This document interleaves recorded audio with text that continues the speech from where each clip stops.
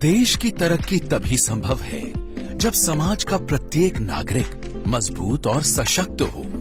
समाज में दिव्यांग जनों की भी महत्वपूर्ण भागीदारी है, जिन्हें मजबूत बनाकर ही आगे बढ़ाया जा सकता है। इन विशिष्ट नागरिकों की पढ़ाई और फिर इनकी परीक्षा भी विशिष्टता की अपेक्षा रखती है। इसी बात को ध्यान में रखते हुए दिव्यांग जन अधिकार अधिनियम 2016 तथा राष्ट्रीय शिक्षा नीति 2020 एवं भारत सरकार के निर्देश के आलोक में झारखंड के स्कूली शिक्षा एवं साक्षरता विभाग ने झारखंड अधिविद्य परिषद के साथ मिलकर राज्य के माध्यमिक तथा इंटरमीडिएट के सभी कोटि के दिव्यांग छात्र छात्राओं को माध्यमिक तथा इंटरमीडिएट की परीक्षाओं के लिए कुछ विशिष्ट प्रावधान किए हैं। झारखंड एकेडमिक काउंसिल के तहत आयोजित किए जाने वाली झारखंड बोर्ड की परीक्षाओं में सरकारी एवं सरकारी सहायता प्राप्त विद्यालयों में पढ़ने वाले बच्चों की 12वीं तक की पढ़ाई में दिव्यांगता कहीं बाधा न बने, इसलिए सरकार की तरफ से 42 तरह की सुविधाओं की घोषणा की गई है। हमारे परीक्षा केंद्रों में दिव्यांग बच्चों की सहूलियत को देखते हुए खास प्रकार के फर्नीचर, सहायक उपकरण, उनके लिए रीडर की व्यवस्था, स्क्राइब की व्यवस्था की गई है। या बच्चों को परीक्षा शुल्क देने की आवश्यकता नहीं है।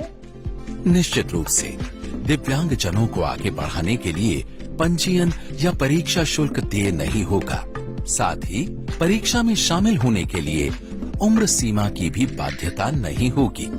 ऐसे बच्चों को यदि श्रुति लेखक, पाठक या प्रयोगशाला सहायक की आवश्यकता होगी तो उन्हें प्रति घंटा पर 20 मिनट का प्रतिपूरक समय मिलेगा तथा परीक्षा छूटने या अनुत्तीर्ण होने पर संपूरक परीक्षा में बैठने की अनुमति दी जाएगी।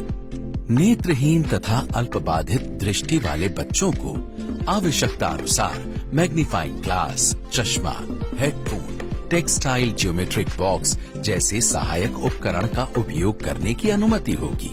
साथ ही शिक्षा विभाग के द्वारा ब्रेल तथा प्रिंट में बड़े अक्षरों में मुद्रित प्रश्न, वैकल्पिक प्रश्न, द्विभाषिक प्रश्न पढ़ने हेतु पाठक जैसी सुविधाएं भी उपलब्ध कराई जाएंगी।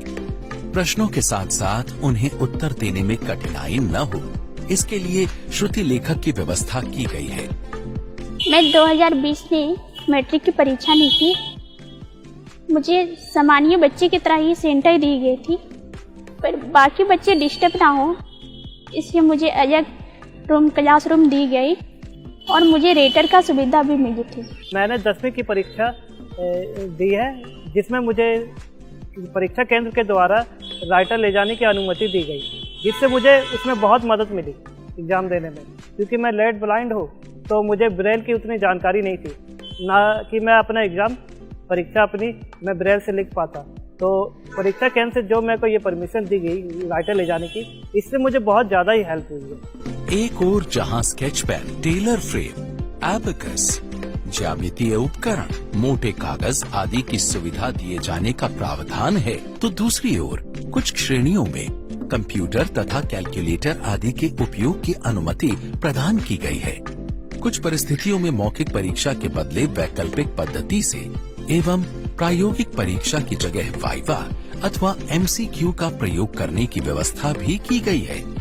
चूँकि ये विशेष परिस्थिति वाले परीक्षार्थी हैं, अतः उनका परीक्षा केंद्र सुलभ स्थान पर एवं उनकी दिव्यांगता के अनुसार खास प्रकार की टेबल कुर्सी प्रदान करने की व्यवस्था है। इन बच्चों को आवश्यकता अनुसार अस्पताल में परीक्षा आयोजित करने की सुविधा दी जानी है।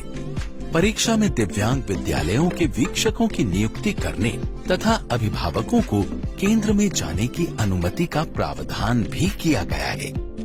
इन बच्चों के लिए